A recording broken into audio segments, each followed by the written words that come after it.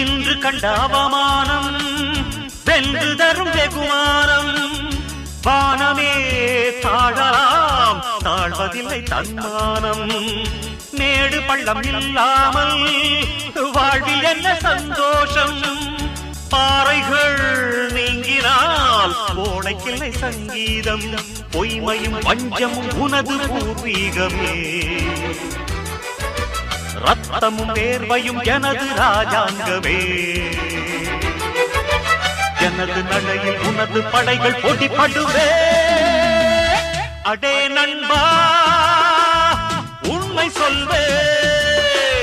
சவால் வேண்டாம், உன்னை வெல்வே. வெற்றி நிச்சயம், இது வேத சத்தியம்.